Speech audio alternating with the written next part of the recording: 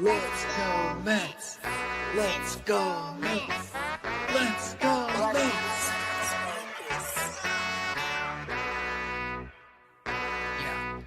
Yeah. You gotta believe and invest with your heart. Orange and blue till Mets do us part. Spring training, oh yes, it's the start. City Field gritty till Mets do us part. Hit home runs and knock it out the park. Big Apple till Mets do us part. You gotta believe and invest with your heart. Listen to the show till Mets do us part. John from Brooklyn, Gibby reps NJ. We're the other team, I don't care what your friends say. Mets fans, we focus like a sensei. Listen to the podcast Monday, Wednesday.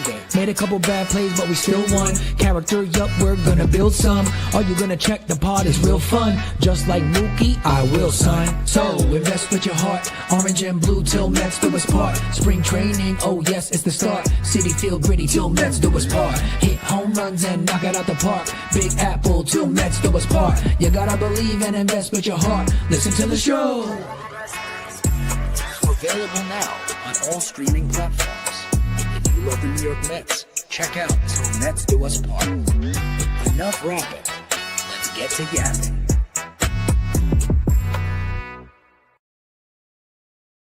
Yo, what's going on, everybody? Welcome into another episode of Till Mets Do Us Part. We are live on YouTube, live on Twitter, like we are each and every single Wednesday at 5:30 p.m. and starting right on time this week. Look at us. Look at me. I'm proud of myself. John Saponaro out in North Hollywood, California, which means my co-host, Matt Ibanez, holding things down back in New Jersey. Ibby, lots to talk about today. Not a lot of time to talk about it with the Mets game coming on in just over an hour from now. So it's got to be a tight kind of condensed episode. We're going to get in as much as we can. And like I said, there is plenty to discuss. But before we do any of that, how you feeling, man? I'm doing all right, John. Thank you for asking. But yeah, I mean, to everything that you just said, the overall vibes for this team are not the greatest. And everyone who knows me, when I do these thumbnails, I always try to have a theme to it. And I think, a spiral-eyed Mr. Met, is all you really need when it comes to understanding what's going on with this team. And, usually I wear, colors based off of my vibes as well. And I usually tend to wear the black hat when things are going south like they have been. But I decided to go with, the Brooklyn minor league look, because that's the way it feels like we've been playing like a minor league team. Yeah, it's the only thing SNY can post about too, because everything else is terrible. Everything else is so bad. We're only learning about the minors. And look, and people who know the show, I love my minors talk. I love, learning about the ones that are down. They're going to be here helping us eventually, but it's not good right now. The vibes are down. There is a question on the YouTube side. If you haven't seen it already, make sure you It'd be freezing in record time here. Simply asking you, I will check that in a moment. But in general, I'm okay, but I don't think that this team is okay. But it's Wednesday and the red light's on, and we got to talk about it. So let's get all those feelings out, and let's do our best to have some fun. Let's jump into the comments really quick and do our roll call as we usually do. We got Rael, welcome back. Jeff Cohen in the house. Armand is here. We have Paulie S. Shout out Paulie S. Cindy McGrath in the house as well. We have Brad. We have Truman Quinn. Douglas Barnes back saying, what's up, everyone, LGM. We have Ari Wilker back, second week in a row. Welcome back, Ari. We have Francine back, second week in a row. Apparently just finished up some kitchen duties. Sometimes you got to do that, Gotta do what you got to do, man. It's a little early for me to do kitchen duties out here on the West Coast. You know what I mean? It's 2:30 in the afternoon. So I've got all the time in the world as far as that is concerned. But thank you for wrapping up quickly and getting over here so that you could be a part of the live show. And we won't waste any more time, maybe, because, there's 58, 60 eyes on us right now. I'm sure that number will increase as we get more into the show, as we get closer to game time. Look, the ticker is at the bottom, and there's a lot of different things that we can talk about. Brandon Sproat makes his debut. Kodai Senga does agree to get sent down, which is something we talked about on this show last week. Neither one of us thought, and most of the chat too, didn't think that he was going to have any issue with going down. He agrees to go down. But Ibby, I think more than any of that stuff, and I don't want to take the shine away from Brandon Sproat making his major league debut, this team is in a bad bad way right now.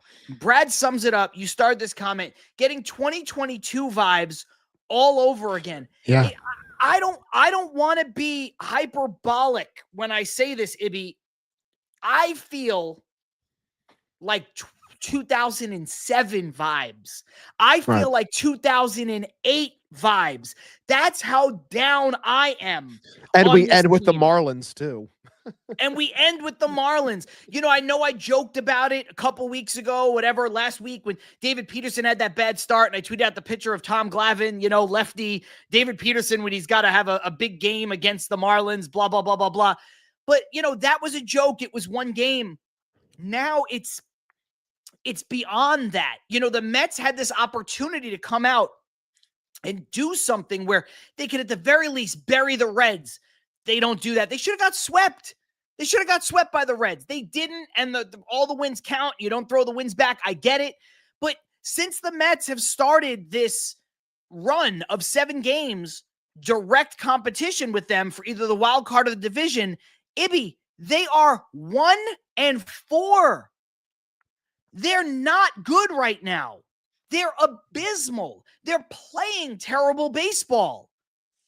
I'm sorry, they're playing like a team that, I'm always hesitant to call out the ability or I said it on Straight Out of Flushing. Shout out Dexter Henry.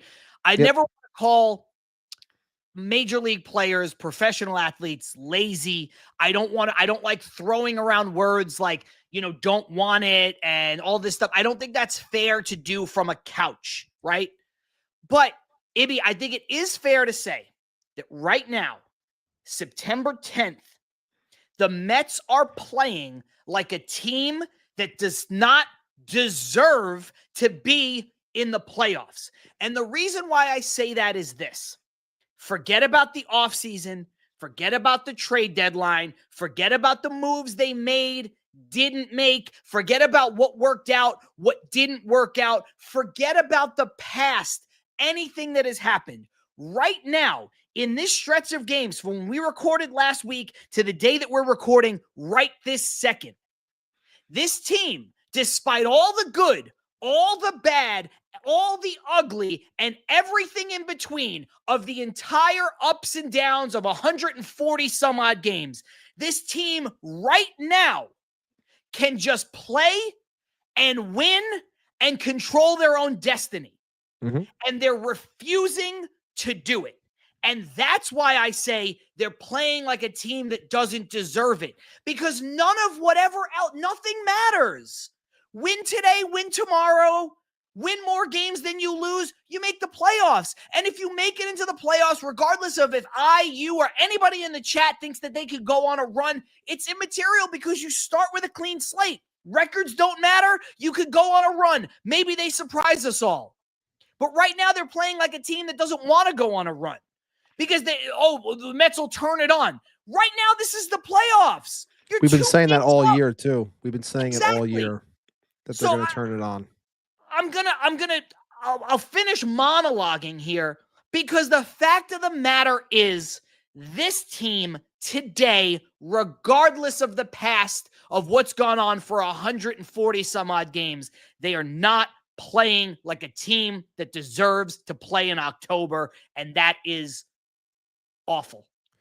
As the lights are getting brighter as we move closer, this is the 3 weeks leading up to the playoffs, and this team continues to stumble.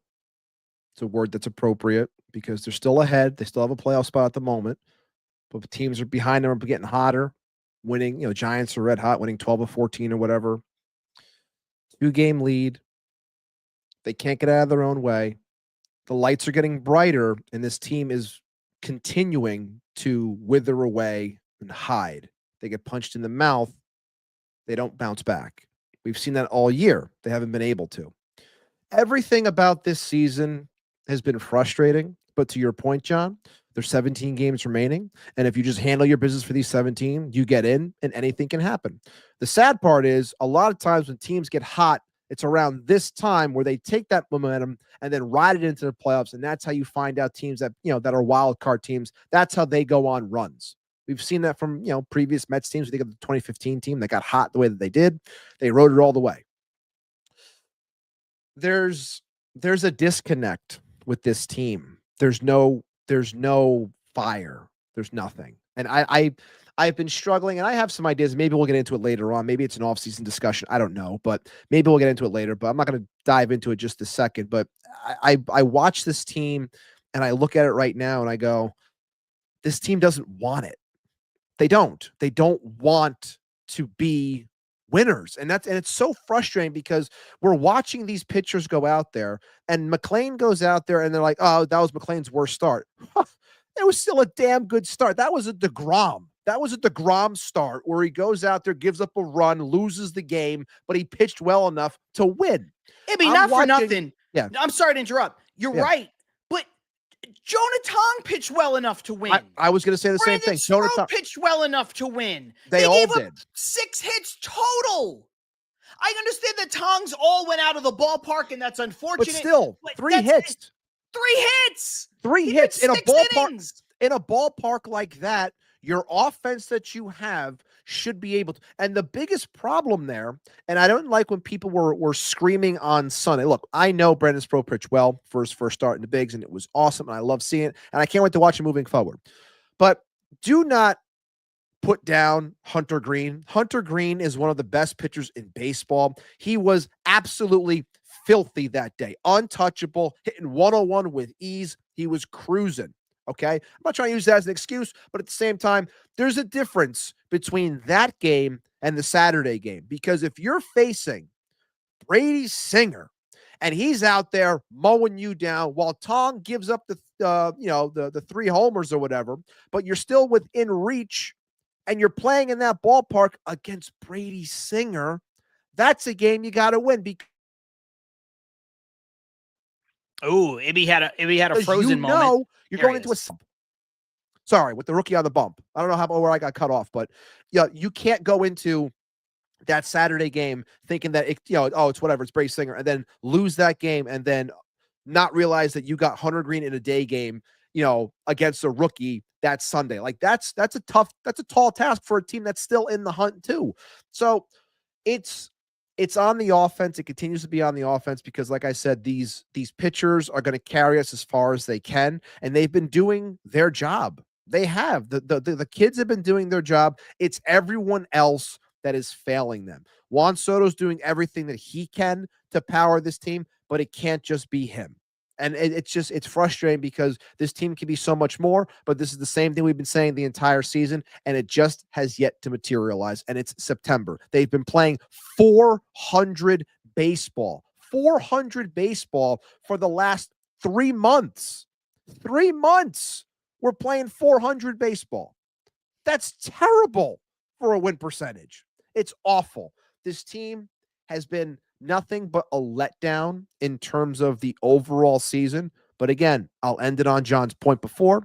You got 17 games left. You can still get into the dance and maybe something happens. But it's hard for me to disagree with Brad when he says that he's feeling very much like it's 2022 vibes. And like I said, Abby, I'm not being hyperbolic when I say to me it feels like 2007. It feels like 2008. Talented team that just doesn't. They have no will to do it. It's like I don't get it. I don't understand how you could be this close, how you could be in a playoff spot and not, you know what I mean? Like where? Like I'm seeing like, where is it? Rael's comment here just saying like, where, what do you guys think is the disconnect? And Rael, I've been fighting myself for months now, trying to like articulate the words that I want to use on this because I don't know. And it's frustrating the hell out of me because for someone like myself and John and anyone in this space, all the people that we've been friends with that talk about this team on the daily, on the weekly, on the monthly, whatever, we take it upon ourselves to know what's going on with this team.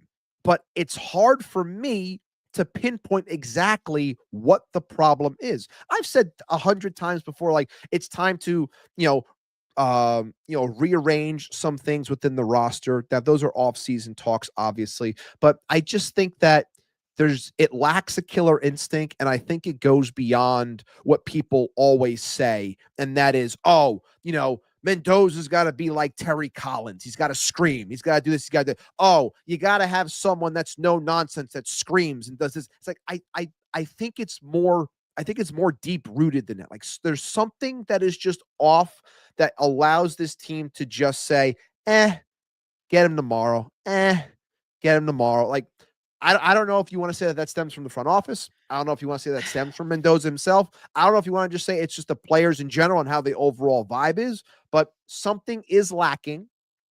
And for me, and this is a bigger conversation, I think it's kind of this in-between era for this team. And what I'm going to say in short, because I don't want to go too deep into it, is I feel like what happened last year wasn't supposed to happen. It ends up happening. They do what they do. They go on this run. When that happens, it changes the math of what you're going to do moving forward. Okay. No matter what, you're always going to be on a Juan Soto because it's Juan freaking Soto and he's the perfect free agent. You have to go after that. You land said player. You move forward with said player. That is great. That is your future. That is your present. You go with that. Now, I feel like everything else kind of got almost lost in translation because you're retaining older players. You're not getting rid of people. You're like, I got to keep going. I got to keep trying. I'm going to do this. I'm going to do that. And it's kind of like this in between of we're going for it, but we're still trying to, play our odds right when it comes to our future. So you're kind of seeing these in between, like, why are these guys here? Why is this guy here? Why are we doing this? Why are we not doing that? Like, I feel like it's kind of like this lost in between phase when it comes to David Stearns. Now, I'm not using that as an excuse to protect him or anything like that. I just think that that's kind of what's happening. At least that's all I can come up with right now, for me at least, in terms of why I think there is this disconnect between players and manager or players, manager, and front office. I just feel like that may be where I'm trying to go with it, but I'm still trying to figure out exactly what the main culprit is in terms of why this team doesn't have the fire that it should based off of where it is right now. I'm going to jump into the comments here for a couple of things in particular, and then I'll make my point and I'll get into more comments that have to do with exactly what you and I are talking about right now. I mean, Ari Wilker pointing out, Hunter Green is an ace. Nola is not. You made your comment about Singer, and that's true. But Aaron Nola had been pitching horribly. Yeah. And he's a guy that 6 you ERA. can beat. And he's a guy who threw a lot of hittable pitches down the middle. He pitched okay. He didn't pitch great. I think Ronnie said it on the broadcast last night. Hunter Green was Edwin Diaz for 6 innings or however long he pitched, 7 innings, whatever he went, where it was like, okay, he's out there dotting 100. You got to tip your cap. Nola pitched okay. Nola didn't pitch good enough to shut you down. They've handled him before too. What happened? I'm saying they've handled Nola before too. That's why that game's so frustrating. Yeah. And you see like Vientos swinging through pitches that are hittable and Alvarez swinging through pitches that are hittable from Nola and all this stuff. And I said this again, shout out to Dexter Henry and Straight Outta Flushing for having me on. I know he had you on earlier in the season. We joked at the end that, not joked, he said next time we're on, he's going to have us on together, which I think would be a fun mashup of getting both shows together. But, Ibby, I always say this, and I said it at the end when he asked me to give a statement sort of to Mets fans. And I said, look, I'm not saying this from a moral victory standpoint. I'm not saying this from a participation trophy standpoint, because only one team can win. But when you're a franchise like the Mets, there is value, even on a year where all of us think like, wow, it's going to be really difficult for them to make a run. There is value in making the playoffs, finishing with a winning record. There is value on building on the year before and being a team that is considered a perpetual contender by what they do on the field. Because like you said before, progress is not linear. And that's true of prospects, but it's also true of teams. Last year was kind of a fluke that they jumped up and got to where they went. So you can't expect them to just necessarily build off of it. Sometimes the best teams in the league win it all. Sometimes the best team in the league all season gets eliminated in the first round. Sometimes you have a team like the 2006 Cardinals or the 2019 Nationals or whomever that isn't even good that wins the World Series. So just because we haven't seen it doesn't mean that there's not value in getting in. I understand all of that. I have always preached all of that, and I still believe it, because again, despite the fact that I don't think this team has what it takes to go on any sort of a run, I think there is value to get in, and I think you can wipe the slate clean if and when you do get in, because who the hell knows? We've seen the way the playoffs have gone in baseball over the last decade and a half. You don't have to be the best team in baseball to win a World Series, more so than ever. I don't think you ever really did, at least, since the wild card era in the 90s, but you especially don't have to now. But having said all of that, to go from a team that was 21 games over 500 with the best record in baseball, you don't get there by accident. This is not like, the Marlins have played pretty good, and coming out of the All-Star break, they've actually been really good for 3.5 weeks. No, this is a team with Juan Soto, Francisco Lindor, Pete Alonso, Brandon Nimmo, Kodai Senga, Sean Manaea, Edwin Diaz. This is a team that could go on a run like that should go on a run like that. So to answer the comments or to address them, kind of one at a time, I don't have a good answer. I wish I did. Like Christy says, the energy isn't the same as last year. The energy just isn't. Forget about last year. There's no energy in general. Good. There is no energy. There is no energy. Truman says it's giving 2022. If they get in, they're not going to do well in the playoffs. Again, I just said why you could kind of push that down, because there's value in getting in. But I agree that they get in, and now what can you expect? I wouldn't be excited. Truman also says it's the extended playoffs. Regular season games mean less, so there's less urgency. I don't necessarily agree, but I also can't disagree. Paulie S says there's no urgency, no desire. They seem really nonchalant. Somebody makes a comment like that, just like when somebody makes a comment like Truman just did, you can't argue with it, because there's so much. Francine says, I think, as John pointed out, there's just a general disconnect. And I know a stupid, empty 2-word phrase, and I'm not calling Francine stupid. I'm just using what I said. But this nonsensical phrase of general disconnect is not going to get people rushing over to our podcast to listen. It's not some hot take. It's not sexy. It's not interesting. It's a non-answer. But I think summed up in all of this, whether you want to say it's a lack of leadership, it's a lack of fire, it's a lack of whatever, it just feels like something is wrong. There is a general disconnect, and that is so boring of a reason to not be a good baseball team. You say, oh, injuries. Oh, this happened. Oh, that happened. Not really. Because when the Mets starting pitching was its most injured and performing at its worst, the offense went on its best run in franchise history. And somehow the Mets only managed to go 11-16 in those games when they should have won 20 plus in that run. And that would have put them in a great position right now. So there's just all these little things where it's like, oh, we begged for the offense to carry them. They tried, didn't work. We begged for the starting pitching to carry them. They did it for a little bit at the beginning of the season. Then it fizzled out. There's just this ho-hum general malaise. And that's why nobody cares. In our group chat, you have diehard Met fans who make content that are like, I'm going to turn the game off and watch wrestling. Yeah. Yeah. Or I can't wait for hockey season. Or just in a pennant race. Yeah. Yeah.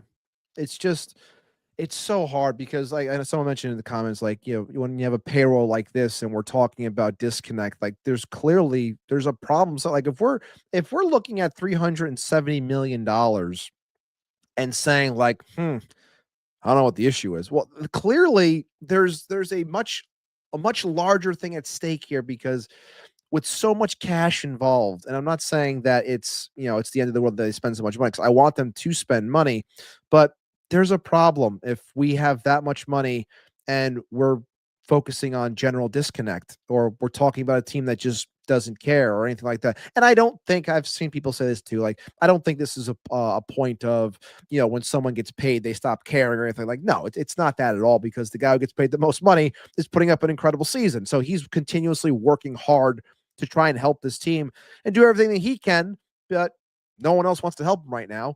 And it just seems as though this team has these extreme ebbs and flows, especially when it comes to the offense, at the most inopportune times, and they all slump at the same time. It's never just one person, it's everybody at once. And when these things happen, you can't win ball games. And you can't win ball games, over these last 3 months when you have guys only going, 4 innings or less. You burn out your pen and you can't win. You can't win. Like, it's not going to work. Like we've said, these guys are human. And when you burn them out like that, there's only so much you can possibly do. And the offense tried, couldn't do it. The offense provides, pitching fails them. Like, we're still in September and we're talking about complete games. And again, I said I wasn't going to allow this to happen again another season, since I did it once already. I was saying the same things in 23. We saw how that went. It's not going as bad as 23 for 25, but at the same time, I still see way too many similarities, along with what Brad said before about there's a lot of similarities rolling towards October from 22 as a team that rolled in with 0 gas and then they got embarrassed at home. So it's unfortunate, because I wanted so badly to have energetic baseball around this time like we had last year. And it's, like you said, we're in the midst of racing for October, but there's no zip. There's nothing. Again, it's becoming background noise again. And that upsets me, because I'm sitting there watching these games. And I'm just like, last night was painful last night watching that game. And I got home late. Because I had open house at school, and I sit in like the 6th inning. I'm listening in my car, and I hear and that's the 12th strikeout for Ranger Suarez. I'm like, 12? What inning is it? Like, oh, it's the 6th. I'm like, Jesus Christ, what the hell is going on? Does anyone care? Is anyone having an at bat? Or are we just going up there and just waving? I know guys have good years. I know guys have good outings. I know guys have your number sometimes. But goddamn, man, you're facing Philly in Philly, and you got the pressure of this wild card race, and you roll over like that. Can't have it, man. Can't have it. And it's funny too, because you and I always advocate for the players aggressively, in terms of players are 9 times out of 10. Like, people say a lot of things that aren't always true. Like, one of the things that people always say, like, oh, this guy's just trying to hit home runs. And it's like, you have no perspective. 99.9% of the time, the phrase, this guy's just trying to hit home runs, is not the problem. One time it is, but most of the time it isn't. And I would apply that same logic to, like, oh, this guy's lazy, right? Or this guy's a loaf, or this guy doesn't care. 99.9% of the time, it's not about lack of effort. Most of these guys are giving all the effort all of the time. And so it becomes this very lazy rhetoric. But the reason why I bring it up, Ibby, is because you're right. When you have, like Truman says here, when you have a $370 million roster and extended wild card playoffs, and you don't make the playoffs, like, nothing is forgivable. So as much as I advocate for, like, no, guys, it's not selfish play, you have to understand, like, as much as I advocate for that, and as much as I believe that, and even in this, the worst of times, I believe it, it becomes so hard to defend. Because anything that people say, and I'm not calling out Truman to say this, I just mean, like, any negative that anybody can throw on this team, how do you defend it? Right now, in this moment, there is no way to defend it. So, like, no. And I'm not saying that this is what Ari is saying either. I'm just using these as examples. Like, Ari says, we've all been here forever. We've seen it all, thousands of games, countless innings, and yet the Mets still invent ways to break our hearts. I don't understand how it's even possible. You and I have been adamant on this show that same old Mets, LOL Mets is dead. Yes. Because Cohen buys the team, Stearns takes over, they get Juan Soto. But when you watch, a big part of same old Mets, LOL Mets, was shit like this. Yeah. It's the worst team money can buy from 1993. It's getting a superstar player, having that superstar perform like a superstar, somehow missing the playoffs. It's all of this stuff. So as much as I believe that is done, I think it's a BS narrative when you have the richest owner in the sport buy the team and change all of this stuff. I can't defend it now. I can't say it's dead because how could I? We're kind of watching it, right? Like, so everything that you and I are adamant about all the time, it's almost like defending the indefensible. How could you? Based on what? No, I can't tell you to like sit here and like, oh, have faith, Met fans. It's going to be great. I won't do that. The only thing I could say is what I said before, which is for a team that has always been boom, bust, and bad, and then good, and then bad, and they can't make the playoffs 2 or 3 years in a row. There is merit for this team to respond and make the playoffs and let the chips fall where they may. But that's it. And that's not really enough. I understand why people don't get excited over that. Why would you? I get why people are upset. There are still people that how they word the way that they're upset or the things that they say, I still think are a little bit displaced. But in general, when we're talking about being upset with how this team is playing, no, I can't defend, or go against when a person says that. I'm disgusted watching what I'm watching.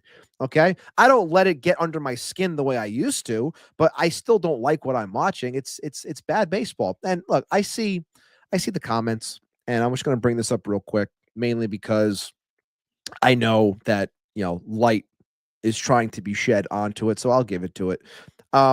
If Mets fans, and I see you, Chazin, if Mets fans really want to sour on Tyler Rogers or the moves that were made at the deadline, and we're talking about Drew Gilbert, I'm going to tell you something right now. If the Mets season is decided because of the lack of Drew Gilbert, there is a much larger problem with this team. I'm sorry. I do not care that he's hot right now.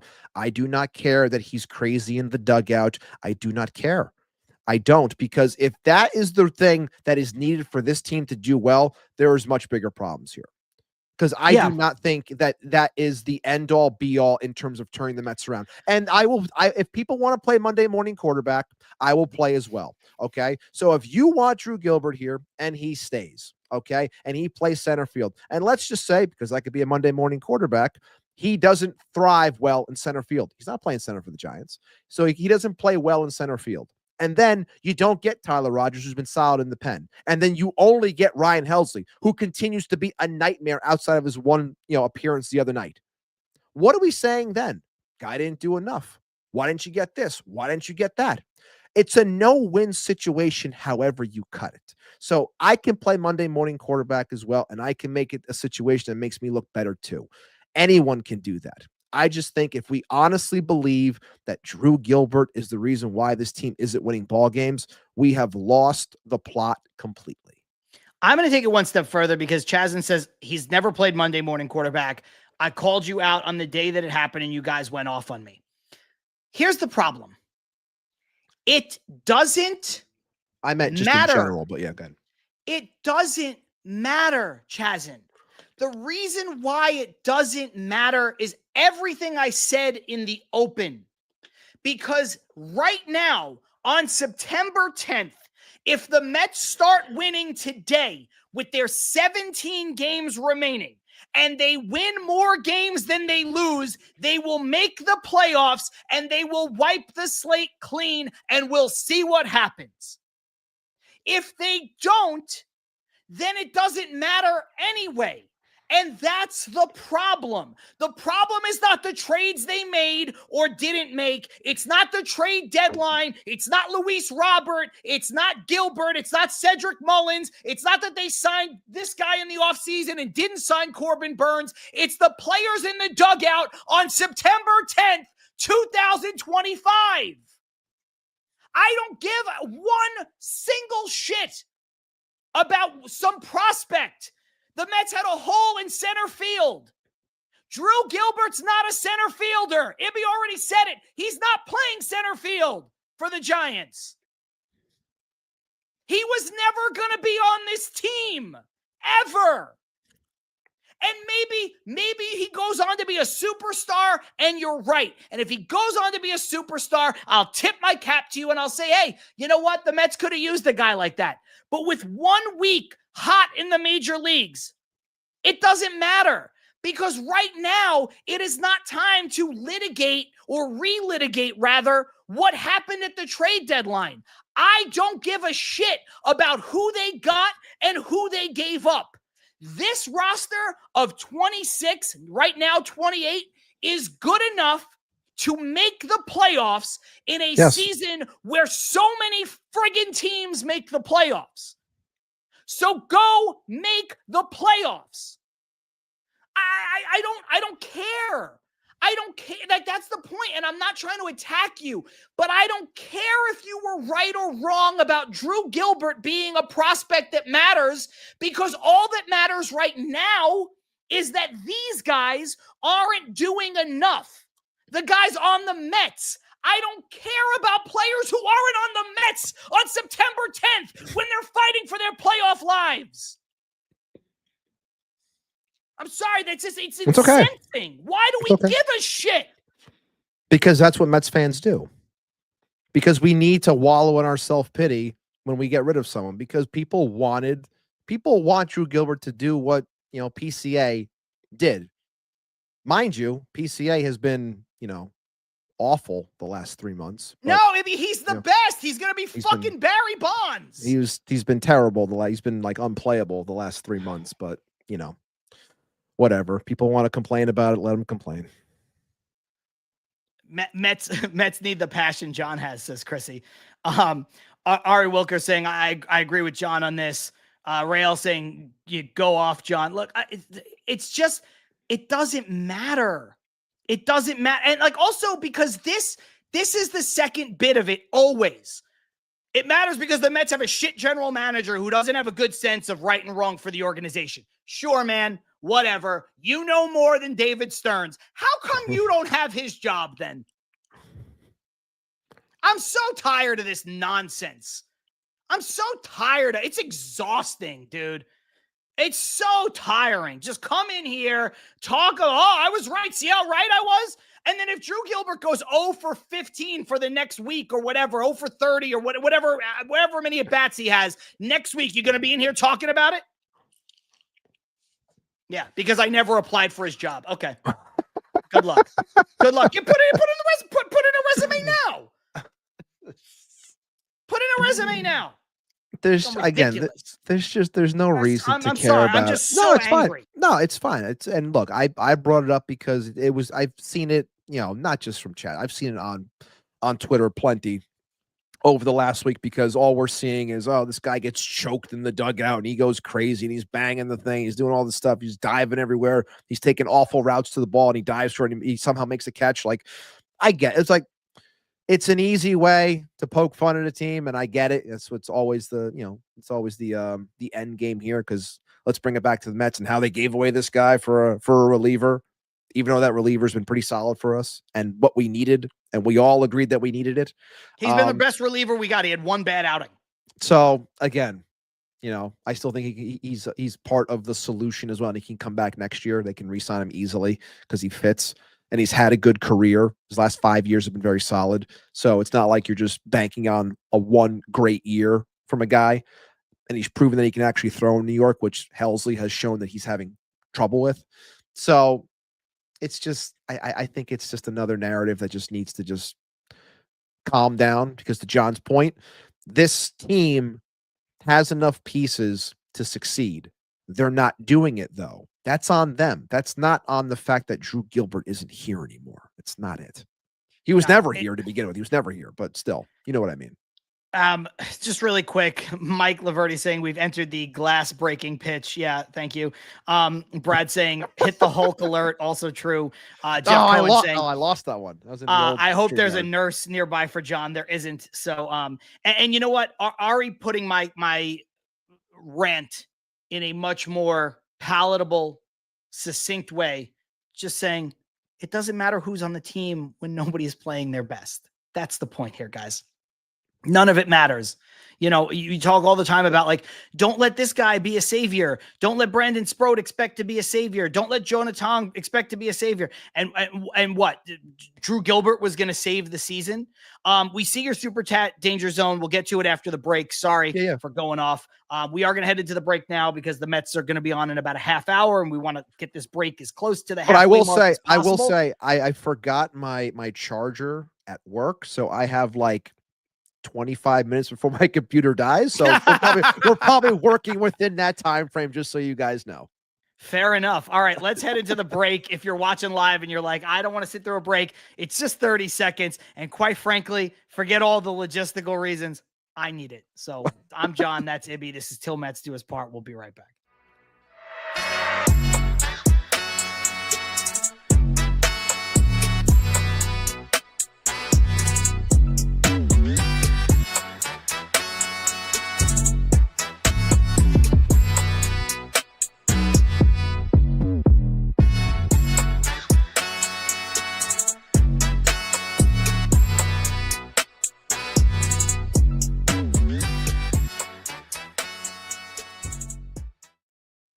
Yo, just like that, we are back with Til Mets Do Us Part, live on YouTube, live on Twitter, like we are each and every single week at 5:30 p.m.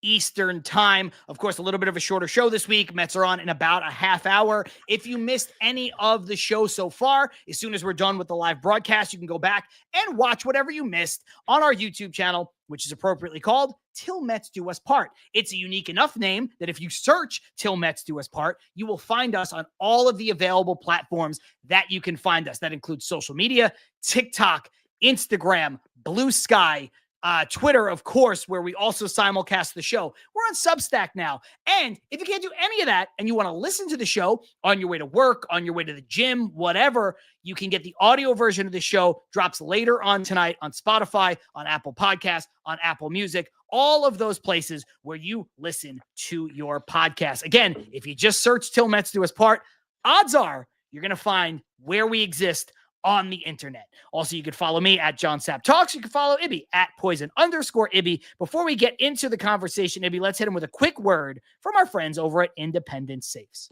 Absolutely, John. IndependentSafes.com. Independent Safes are protecting homes and businesses with secure residential and commercial safes. Fireproof peace of mind in every corner. Visit IndependentSafes.com today for security that stands strong. And look, I know we got a tighter show here, but I'll put something in the safe. Why not? Let's throw it away. Okay. And what I'm going to do is I am putting the New York Mets into this safe. And I'm not throwing away the I should say I am throwing away the key. I'm not throwing it into the river. I'm not throwing it into the ocean. Okay. I'm going to just place the key. I'll place the key. We'll throw it away, but it's within sight. And I'm going to lock them in there because I want them all to look at each other while they're locked in there and try to figure out what the hell is going on and why they can't figure this out. Because to John's point that was said so eloquently in the beginning, you got 17 games left. You know, smack yourself, do what you got to do. Be like that reliever that I know Mike in the comments loves from the Marlins, who like beats himself up before he goes out there, starts slapping himself in the face. Figure something out, okay? Because you got 17 games to try to get into the dance to then be able to wipe the slate clean and start fresh and try to do something. Because if you can't figure that out, well, then, yeah, I'm going to take the 2025 season and I'm just going to toss it right into the river and let it sail away and forget about it completely. Independent Safes. Stevie Mac putting Drew Gilbert's Adderall into the safe. It reminds me of that. It reminds me of that Rick and Morty quote where Rick's like, I can't tell. Am I on too much Adderall or am I not taking enough Adderall? Ibby, you know, it's funny. I said it all the time on the show. You and I do not prepare as far as like who we're going to put in the safe. So we have different stuff. I was also going to put the Mets in the safe. I think the whole team deserves to go in the safe. I think you expounded on why. So because it's a short show, I'm not going to try to be different. I'm not going to add anything to it. I think that the Mets deserve to go into the safe. They at least need to go into some kind of chamber and figure out what's going on with about 2 weeks left in the season if they can try to go on some kind of run. Chazin saying, with all due respect, John, you belong in the safe with your takes. That's fine. Sure. Whatever. That's fair. Listen, that's the show. We're allowed to, I could say, of course. It is what it is. Fine. Francine says John needs a shot of brandy, to which Ari says whiskey, Irish whiskey. And then she replies, Ari, I've never had Irish whiskey. Is it better than brandy? I don't know if it's better than brandy, but Francine, let me put you on game. I am a whiskey guy. I love Irish whiskey. Of all the types of whiskey out there, it is my favorite. And I do love, and no one's paying me to say this, Tullamore Dew. It's delicious. I was just singing that in my head. Really? I was just thinking of it because I thought you were going to go there. And I just thought of that commercial. So yeah, I love Irish whiskey. Maybe I don't know, man. Of course, blah blah blah blah blah. Please drink responsibly and be of age and don't drink and drive. But drink of choice, I do love a Irish whiskey. I don't know if you're a whiskey guy, but I'm still trying to enter that age of my, that period of my life where I become a cool person like all my friends who drink brown liquor and just sit there and got in their little cup and they sip real slow. It's like, oh, I'll get there eventually. I just, I'm not there yet, but maybe one day I could be a cool person. Maybe. L wants to put me in the safe for multiple reasons immediately. Maybe all jokes aside for a moment, just one moment. Sure. I'm not going to bring the comment up on the screen. Chazin, watch it. Watch the language.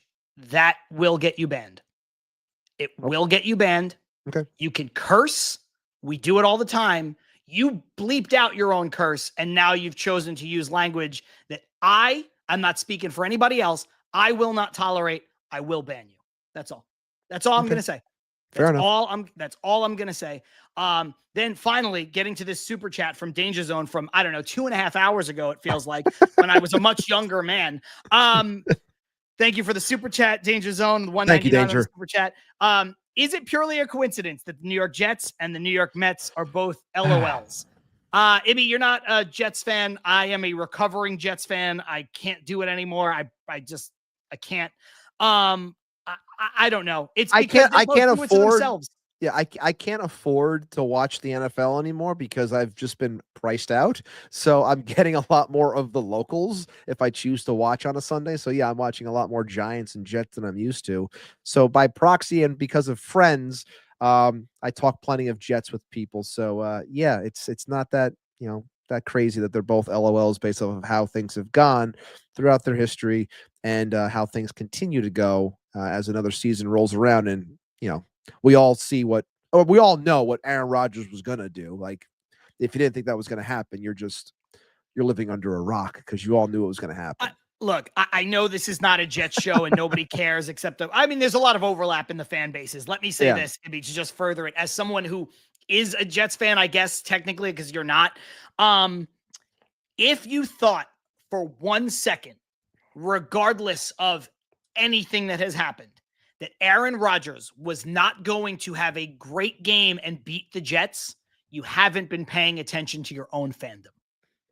That's all I'll say. Because Danger Zone says, I had 2 TVs on Sunday, so the Jets lose late alongside the Mets. Peak fandom, cry for help. I cannot stress this enough. For your mental health, stop watching the New York Jets. I did it, and I haven't looked back.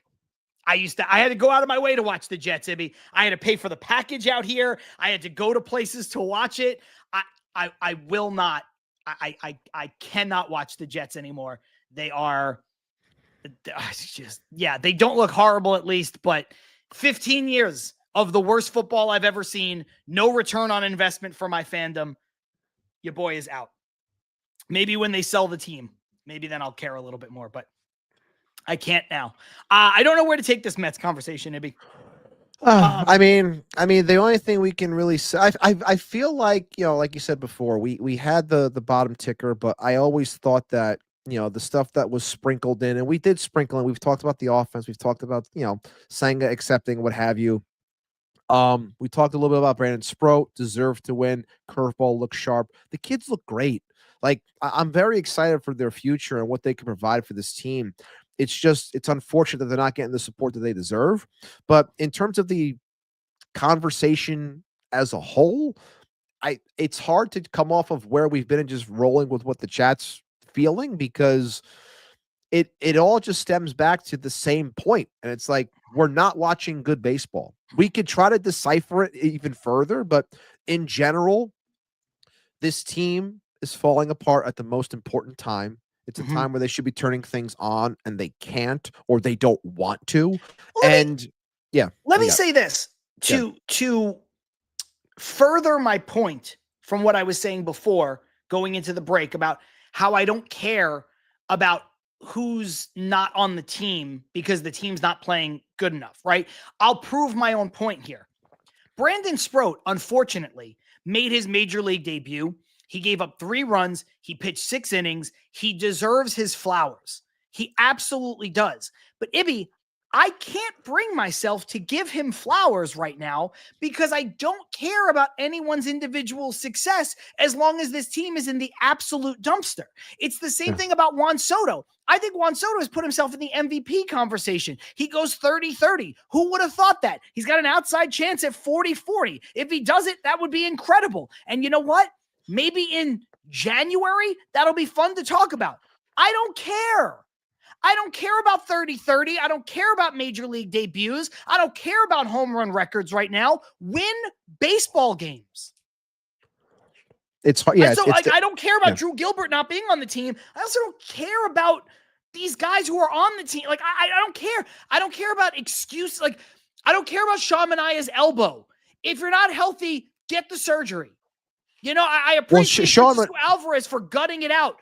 Yeah. If you can't hit sliders on the outside part of the plate, shut it down and get your hands fixed. I don't care anymore about that in general. That in general was just an awful at bat. That was brutal. He didn't throw a strike, and he wasn't going to throw a strike after that first swing, and he just couldn't hold up. But Sean Manaea is one where it's like, I can't watch this guy go. Is it crazy for me to say that I can't watch this guy throw or start another game the rest of this regular season, at least? Because I'm watching a guy that is just putting things, right down Broadway, getting smoked. It's not there. There's no zip. It looks as though he's just lumbering around out there. It's not there.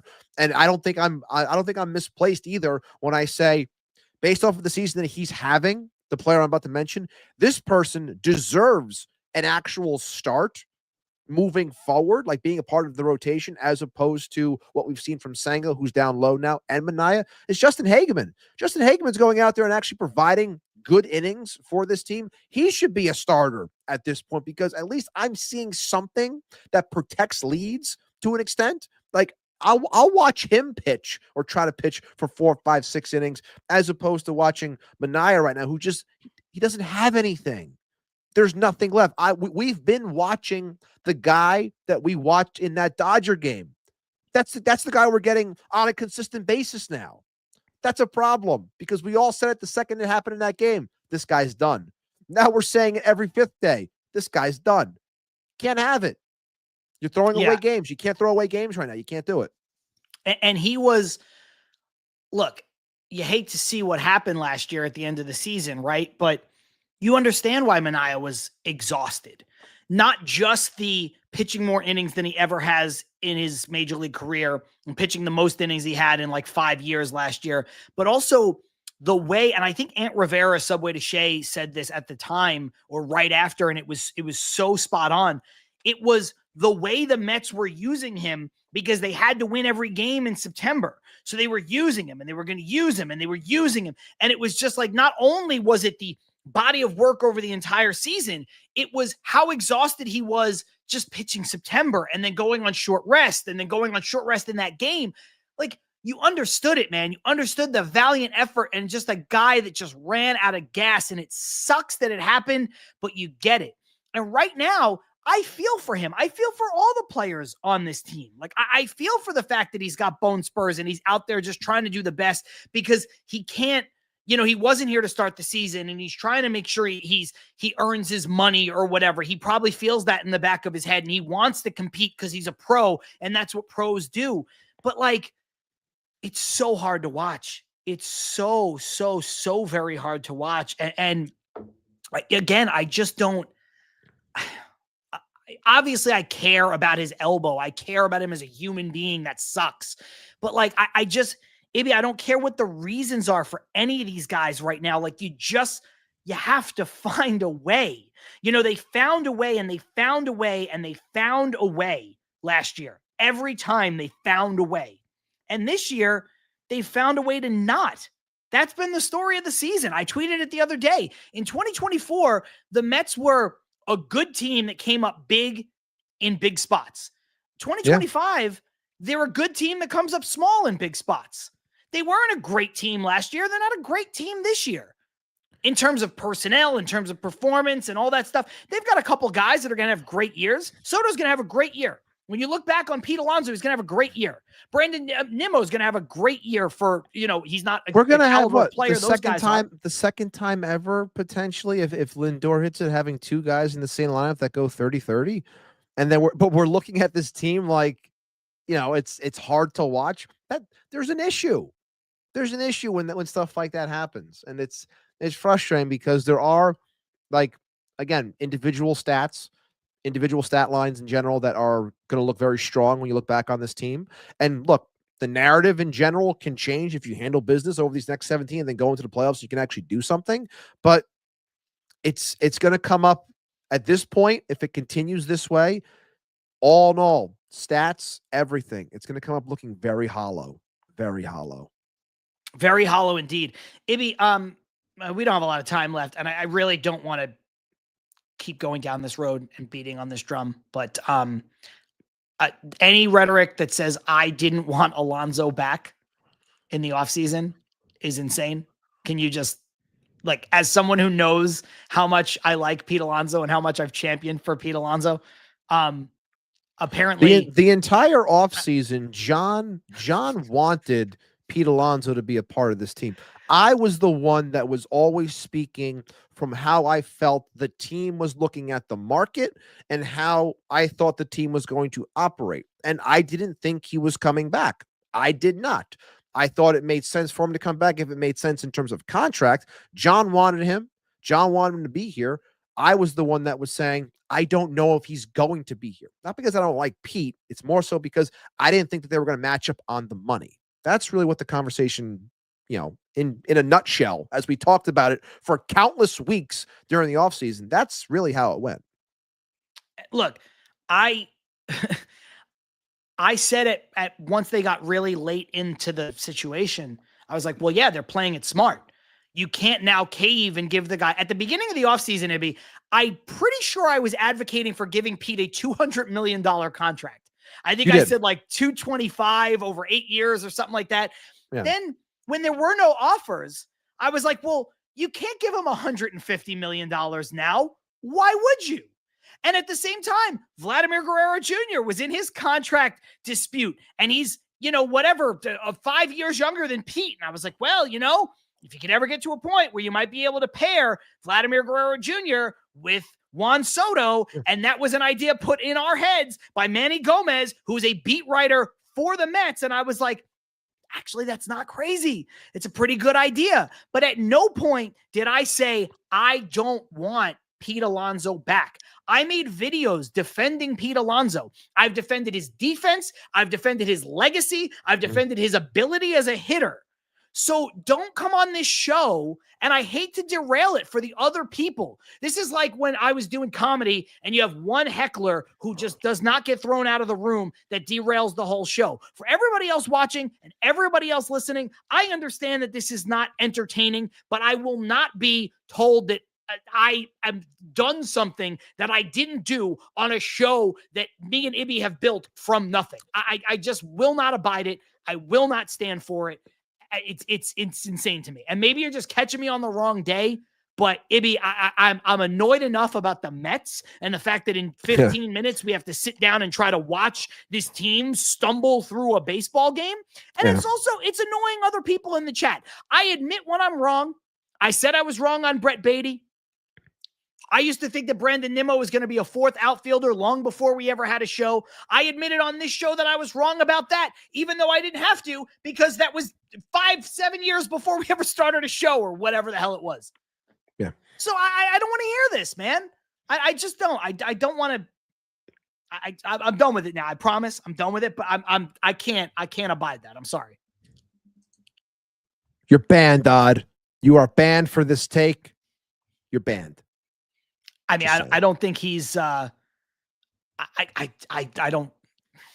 I wish the Mets had more.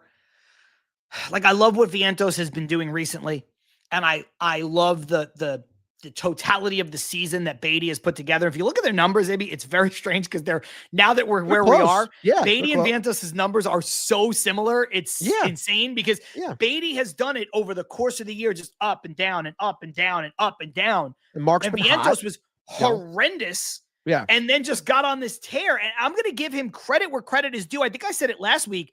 Ibby, he had like 6 home runs coming out of August.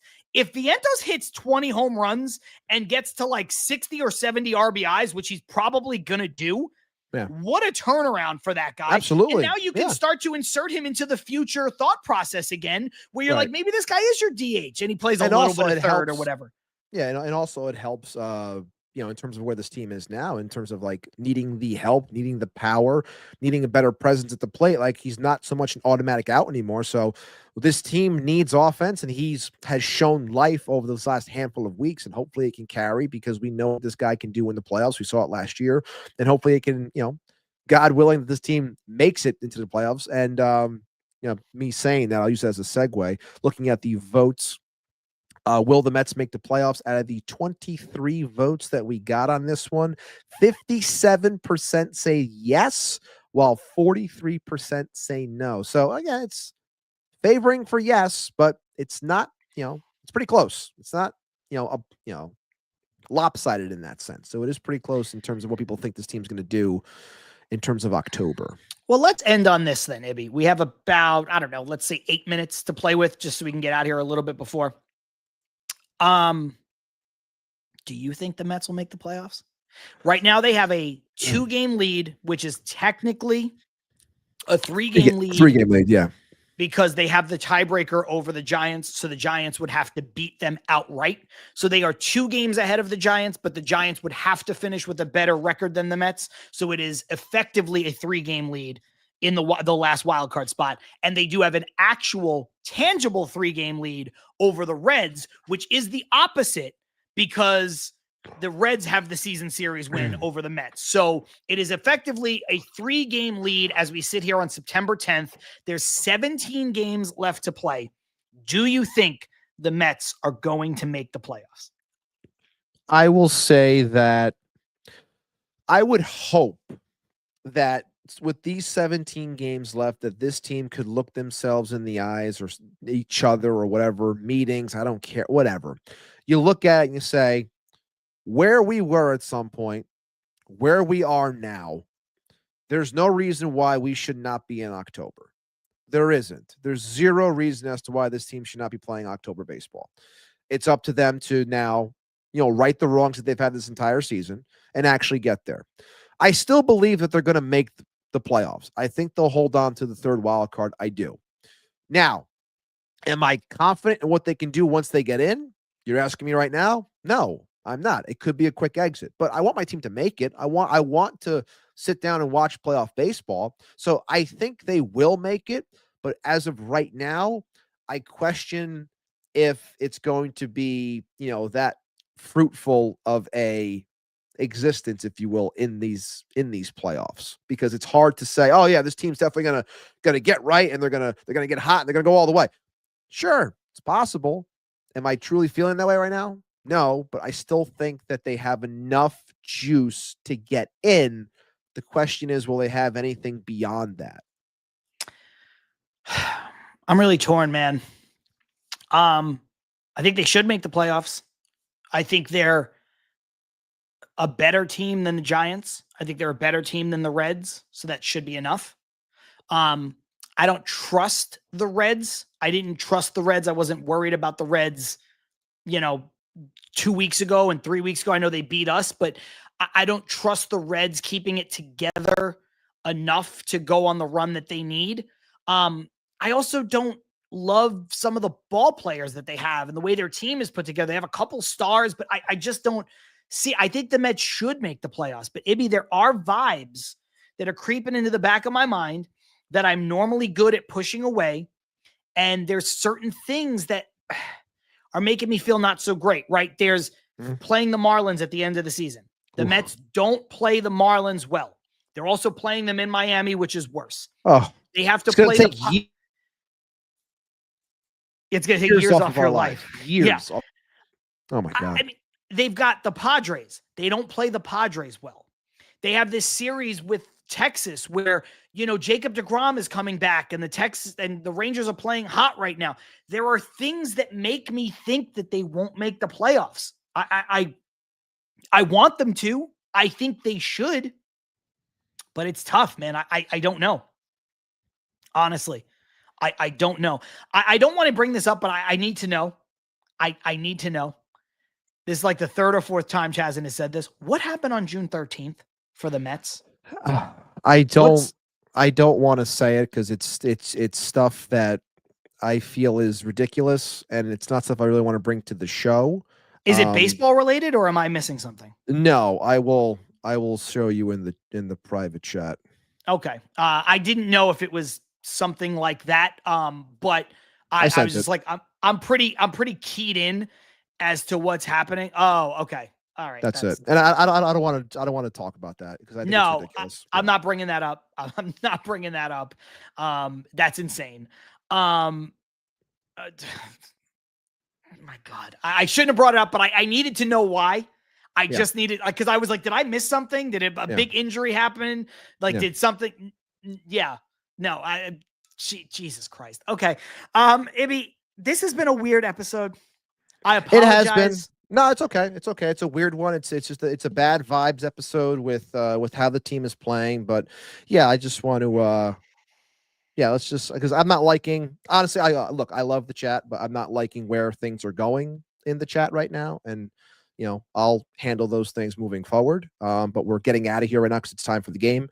But yeah, other than that, it's been a weird one, but I always enjoy our time on a Wednesday, but yeah, just odd. And look, I apologize to you. I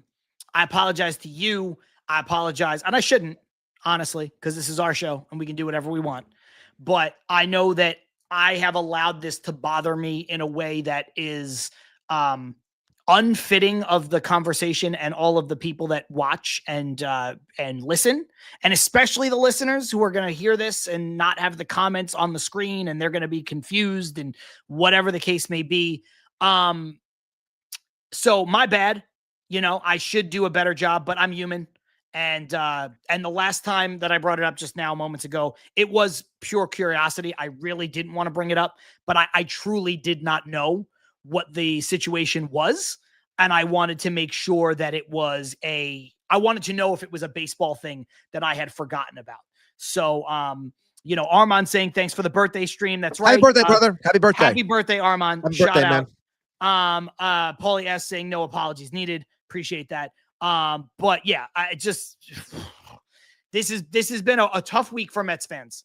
It's going to be a tough stretch for Mets fans. Hopefully when we're talking next week, the vibes are a bit higher. It could start with a win today, Ibby. It could start with a win today. If the Mets, the division chase is dead, but man, if the Mets could just get the next 2 games and split the series with Philadelphia and go into the series against Jacob deGrom and the Texas Rangers with a little bit of momentum, that would sure be nice.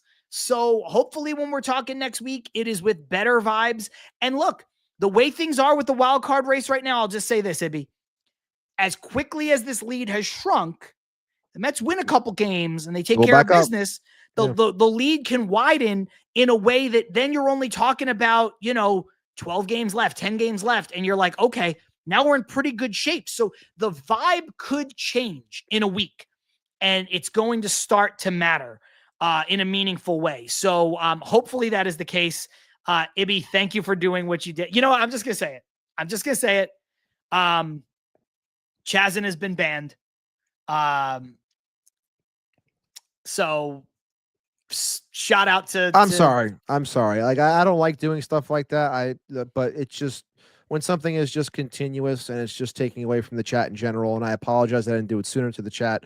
So it's just, again, this is a baseball show. We're talking baseball, and that's where I always like to keep things because that's where it belongs.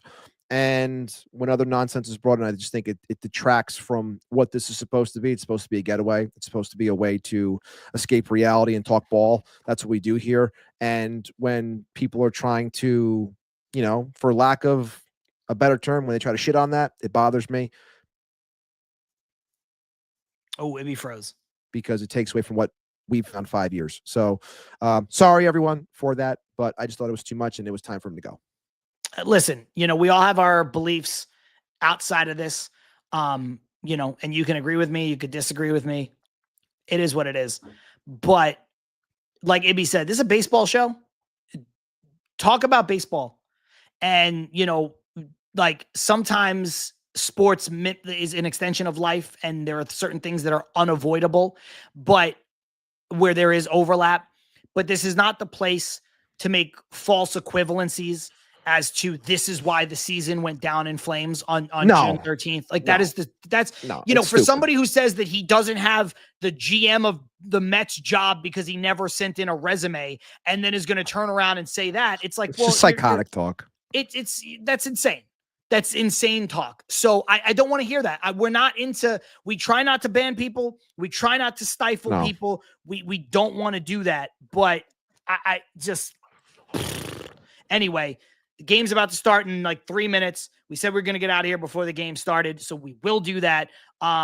Appreciate you. Thank you, Mike. Already spending too much energy on this guy, John. Get over it. No, it's true. It's true. And I know it to be true, but I don't like the way that, whatever. Anyway, let's go Mets. Let's go I'm Mets. John.